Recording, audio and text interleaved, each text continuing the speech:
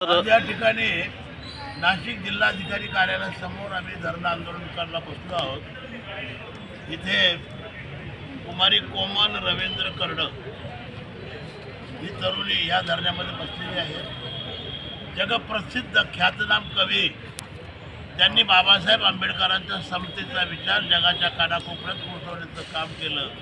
त्या कविवर्य वामनदादा कर्डक यांची ती नात आहे। त्यांचे वडील रवींद्र कर्डक, मुलगी कोमल कर्डक गेली 20 वर्षापासून महाराष्ट्र शासनाकडे याचना करत आहे।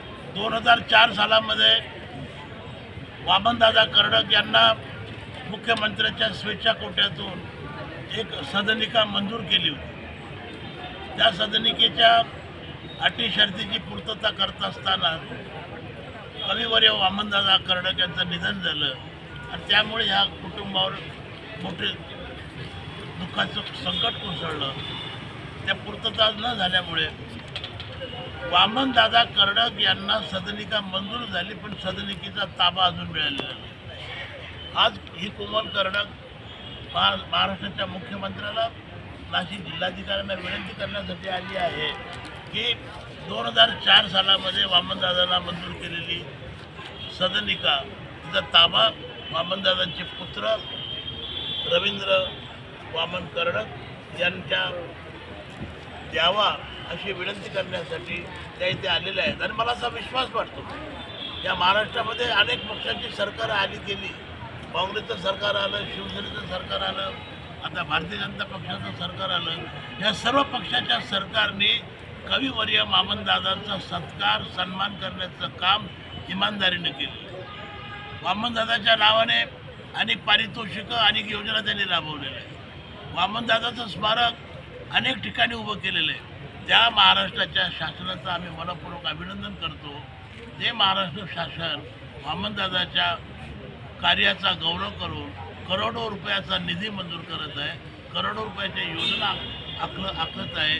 परंतु त्या महाराष्ट्र शासनाला आमची एक विनंती आहे की आपण एका बाजूने वामनदादाच्या कार्याचा, त्यांच्या प्रेरणेचा सत्कार करत आहात, कौतुक करत आहात, त्याच वेळेस कुमारी कोमल मात्र आपल्या आजोबाच्या वामनदादाच्या नावानं मंजूर झालेल्या सदनिकेचा ताबा मिळवण्यासाठी धडपड करत आहे। आज ते त्या धरणे आंदोलनामध्ये सामील झालेली आहेत।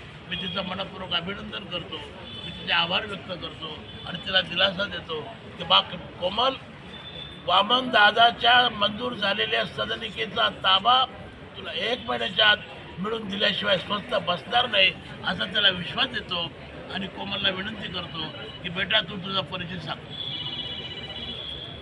नमस्कार, मी कुमारी कोमल रवींद्र कर्डक, महाकवी वामनदादा कर्डक यांची नात। मी अनेक वर्षांपासून हा संघर्ष करत आहे की दादांची जी सदनिका आहे ती अजूनही आमच्या ताब्यात दिलेली नाही।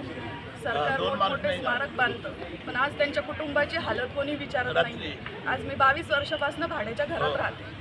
स्वतःची सदनिका असून तिथे आज वॉचमन राहतात, वॉचमन टाकलेले, पण माझी स्वतःची हक्काचं घर असून मी तिथे राहू शकत नाही। आज मी 9 वर्ष एका नामांकित सहकारी बँकेतही काम केलं, पण तिथे वेतन मला कमी मिळत होतं, तरी पण मी संघर्ष करून माझं घर चालवण्याचं काम केलेलं आहे। तर माझी विनंती आहे की लवकरात लवकर मला तो सदनिकेचा ताबा मिळावा, माझा कुठेतरी हा संघर्ष थांबावा असं मला वाटतं।